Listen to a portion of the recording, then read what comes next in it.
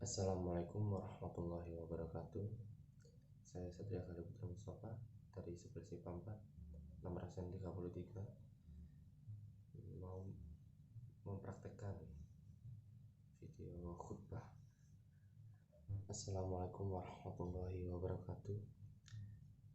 Innal hamdalillah nahmaduhu wa nasta'inuhu wa astaghfiruhu wa natubu ilaihi wa na'udzu billahi min syururi anfusina wa sayyi'atin a'malina may yahdihillahu fala mudhillalah wa may yudlil fala hadiyalah wa asyhadu an la ilaha illahu wahdahu la syarikalah wa asyhadu anna muhammadan abduhu wa rasuluhu ballaghar rasulata wa addal amana wa nasahal ummah fasalawatul lillahi wasalamuhu alaihi wa ala alihi wa sahbihi ajma'in. Amma ba'd. Ma'asyiratum mu'minin, ittaqullaha ta'ala fa inna man ittaqallahu wa qalahu wa arsadahu ila khairin ama umuri dinihi wa dunya. Sidang salat Jumat yang berbahagia, marilah kita tingkatkan ketakwaan kepada Allah, menjalankan semua perintah Allah serta menjauhi semua larangan dari Allah. Marilah bersyukur, nikmat Allah terlalu banyak untuk kita. Janganlah menyia-nyiakan semua nikmat yang telah diberikannya. Marilah selalu mengingat Allah dan jangan pernah melupakannya, terlebih dengan kesengajaan.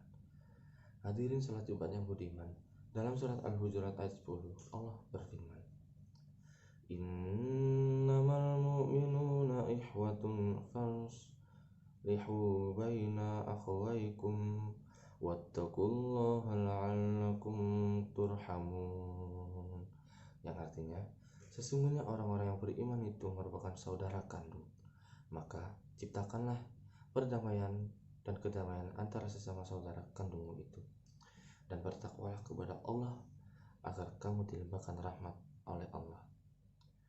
Hadirin salat Jumat yang berbahagia, Rasulullah Shallallahu Alaihi Wasallam juga memberikan gambaran terhadap indahnya persaudaraan sesama Muslim yang berbunyi seperti berikut. Kekompakan kaum mukminin karena saling mencurahkan kasih sayang dan simpati antara mereka, maka tampaklah mereka seakan-akan satu tubuh. Apabila salah satu anggotanya mengeluh, maka seluruh anggota lainnya merasa demam, tak bisa tidur. Hadis yang lain juga disampaikan pada sabda Rasulullah SAW yang lain memiliki arti sebagai berikut. Golongan mukminin beriman bagaikan satu orang. Apabila sakit mata, maka semua merasa sakit. Apabila sakit kepala, maka seluruh badannya ikut serta. Kemudian, karena begitu eratnya hubungan persaudaraan antar sesama muslim, maka Rasulullah juga menyertai dengan pernyataan sumpah sebagai berikut. Demi Allah yang menguasai diriku, tidaklah beriman orang yang tidak menginginkan untuk saudaranya sesama muslim apa yang ia inginkan untuk dirinya sendiri dan menghalaukan daripadanya apa yang dia tidak inginkan untuk dirinya. Dalam hal ini keimanan kita mewajibkan kita untuk selalu menyayangi dan mencintai antar sesama umat. Sidang salat Jumat yang berbahagia, rasa menyayangi dan mencintai antar sesama mukmin ini tidak hanya sekedar ucapan bentuk perasaan saja, namun harus disertai dengan pergaulan kehidupan yang dilakukan antar sesamanya. Hal ini merupakan salah satu syarat dan wajibnya menjaga keimanan. Pergaulan hidup antar sesama muslim ini menjadi salah satu faktor bagi keimanan seseorang. Belumlah beriman suatu kaum meskipun menjalankan salat 5 waktu, mengeluarkan zakat setiap tahun, serta menunaikan ibadah haji kalau tidak melakukan pergaulan hidup antar sesama umat agama Islam. Dalam pergaulan tersebut juga terdapat beberapa syarat yang harus orang beriman lakukan kepada sesamanya. Dalam sebuah hadis Rasulullah memberitahu tentang 6 kewajiban muslim kepada sesamanya, yaitu memberikan salam bila perjumpaan, mengijabahi undangannya, memberinya pengarahan bila diminta, mendoakannya bila ia bersin, menyambanginya bila ia sakit, dan mengantarkan jenazahnya sampai dikubur. Hal ini merupakan kewajiban minimal yang harus dilakukan oleh sesama muslim. Hadirin yang arif bijaksana, persaudaraan antar sesama muslim bukanlah sebuah kata-kata kiasan, namun juga merupakan persaudaraan yang sesungguhnya. Allah beriman dalam Al-Quran yang memiliki arti sebagai berikut. Sesungguhnya kaum mukminin merupakan saudara kandung, ikhwah, bukan hanya ikhwan. Dan Rasulullah pun menambahi hadisnya yang memiliki arti sebagai berikut. Antara seorang muslim dengan sesamanya terjalin ukhuwah persaudaraan. Maka itu seorang muslim tak akan menzalimi, menganiaya, memakan hartanya, tak akan membiarkan menderita dan merana, tak akan pula meremehkan atau menghinanya. Dan barang siapa yang memenuhi kebutuhan saudaranya, maka Allah akan memenuhi kebutuhannya. Barang siapa menolong seseorang muslim dari kesulitannya, maka ditolong Allah dari kesulitan hari kiamat. Barang siapa menutupi kelemahan atau kesalahan orang muslim, maka kelemahan atau kesalahan dirinya ditutupi oleh Allah di akhirat. Hadirin yang arif bijaksana, tanamkanlah pada diri dan jiwa kita bahwa saudara sesama muslim adalah nyata. Kesetiakawanan antar sesama muslim selalu dilandasi oleh cinta dan kasih sayang. Ketika kita mencintai dan menyayangi sesama muslim, maka kita akan memperoleh kemudahan untuk senantiasa melakukan kebaikan kepada sesama. Terkadang mudah bagi kita untuk mencurahkan berbagai perhatian serta kasih sayang pada sesama apabila berada dalam keadaan yang sama. Namun, ketika terjadi suatu permasalahan, baik dari segi bencana alam ataupun yang lain sebagainya, yang tidak terletak di wilayah kita, maka akan mengalami kesulitan. Dalam hal ini, sifat kesetiakawanan tidak seperti itu. Dimanapun berada, kapanpun sesama umat muslim membutuhkan bantuan, lakukanlah bantuan itu.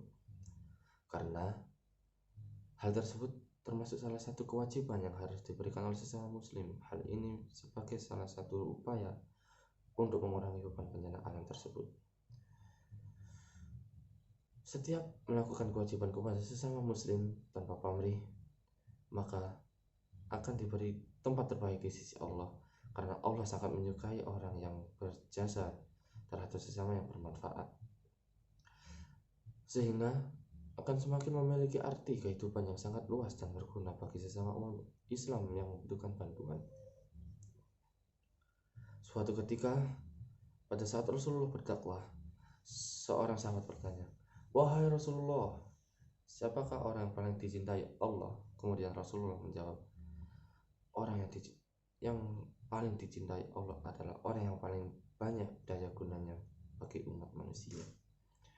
Daya guna antar sesama manusia diperinci oleh Allah dalam Al-Quran yang artinya, adapun amal perbuatan yang paling disenangi Allah ialah menyenangkan hati orang Islam, antara lain menghilangkan penderitaan dan kesulitannya, mengambil alih beban hutang-hutang yang tak dapat dilunasi karena tak mampu, menyelamatkannya dari kelaparan.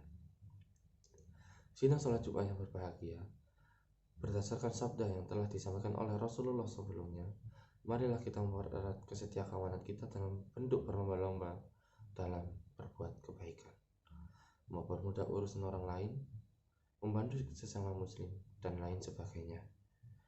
Ketika melakukan hal tersebut, Allah akan memuji kita. Hal ini telah disebutkan dalam sabda Rasulullah yang artinya, sebaik-baiknya teman di sisi Allah adalah yang terbaik terhadap temannya, dan sebaik-baiknya tetangga di sisi Allah adalah terbaik untuk tetangganya. Hadirin yang arif bijaksana, Rasulullah dalam hal ini selalu mengingatkan dalam setiap dakwahnya bahwa kesetiakawanan antar sesama muslim ini harus erat. Hal ini untuk memberi kepekaan antar sesama muslim agar merasakan penderitaan yang dirasakan oleh sesamanya, serta membantu kesulitan yang dialami oleh saudara sesama muslim. Karena itu, Selalu ulurkanlah tangan untuk membantu sesama muslim dalam mengatasi segala kesulitannya. Tidak hanya berupa materi, sesama umat muslim juga dapat memberikan dukungan serta doa yang dipanjatkan untuk meminta kebutuhan dan pertolongan dari saudara yang membutuhkan bantuan. Setiap bantuan yang kita berikan kepada sesama, maka akan diberi imbalan yang besar dari Allah yang Maha Kaya lagi Maha Pemurah. Rasulullah pernah mengatakan, mengulur tangan untuk janda dan fakir miskin serupa jihad di jalan Allah atau puasa tiap hari dan tahajud tiap malam. Dalam kehidupan di dunia ini, kita diberi amanat pada setiap hal yang kita peroleh. Segala sesuatu yang diberikan kepada kita merupakan sebuah amanat yang harus dimanfaatkan untuk kepentingan orang lain dan atau secara umum. Ketika memiliki banyak harta tersebut merupakan salah satu cobaan bagi seseorang. Karena harta tersebut harus diperlakukan dengan sebaik mungkin. Dalam hal ini dapat bermanfaat bagi orang banyak serta dapat membantu semua orang yang untuk memperingan bebannya.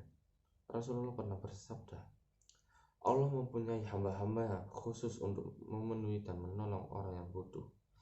Setiap orang membutuhkan sesuatu menuju mereka itu aman dari siksaan Allah. Setiap kemudahan yang orang lain berikan kepada orang lainnya, maka akan mendapat kemudahan dari siksaan Allah. Hal ini dapat dilihat dari berbagai macam profesi aktivitas maupun hal lain yang berhubungan dengan memudahkan urusan Allah. Setiap pejabat yang memudahkan urusan sesama, maka aman dari siksaan Allah. Setiap guru yang memudahkan urusan muridnya, maka aman dari siksaan Allah. Serta bagi orang kaya yang memudahkan urusan sesamanya, maka juga aman dari siksaan Allah. Meskipun orang-orang tersebut tidak meminta, namun tetap aman dari siksaan Allah. Hadirin yang berbahagia, semoga kita semua selalu diberikan akhlak yang terpuji dan amal yang baik, sehingga akan selalu memberikan pahala yang mengalir bagi diri kita untuk terhindar dari siksa api neraka. Dalam hal ini, bersyukurlah kita karena dapat mendapat taufik dan hidayah sehingga dapat mengimani dan menjalankan kewajiban agama Islam. Bertakwalah kamu kepada Allah dengan bekerja sama melakukan segala kebajikan, dan janganlah ceroboh melakukan kesalahan pelanggaran. Sungguh amat berat siksaan Allah itu. Sidang selanjutnya yang berbahagia, marilah kita tingkatkan ketakwaan dengan meningkatkan ukhuwah Islamiyah atau kesetiakawanan antar sesama muslim. Dengan hal ini, maka kita akan memelihara kesatuan antar sesama umat yang berfungsi untuk mempertahankan agama kita juga. Semoga kita dijadikan orang yang selalu memberikan cinta dan kasih sayang kepada sesama, kekuatan dan dorongan untuk selalu melakukan amalan soleh sehingga dapat bermanfaat bagi diri, nusa, dan bangsa. Semoga Allah Subhanahu wa Ta'ala mengampuni dosa-dosa yang telah kita perbuat, baik disengaja maupun tidak, baik yang masih hidup maupun yang sudah mendahului kita menuju alam baqa. Innallaha wa malaikatahu yusholluna 'alan nabi ya ayyuhalladzina amanu yushollu 'alaihi wa sallimu taslima. Allahumma sholli 'ala Muhammad wa 'ala ali Muhammad kama shallaita 'ala Ibrahim wa 'ala ali Ibrahim innaka Hamidum Majid.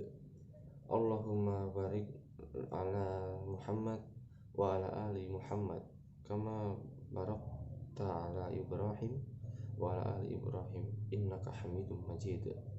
Allahumma ighfir lil muslimina wal muslimat. Rabbana zalamna anfusana wa illam taghfir lana wa tarhamna lanakunanna minal khasirin. Rabbana atina fid dunya hasanah wa fil akhirati hasanah wa qina adzabannar wa adkhilnal jannata ma'al abrar ya aziz ya ghaffar ya rabbal alamin. Wa sallallahu ala sayyidina Muhammad wa ala ali sayyidina Muhammad. Alhamdulillahirabbil alamin.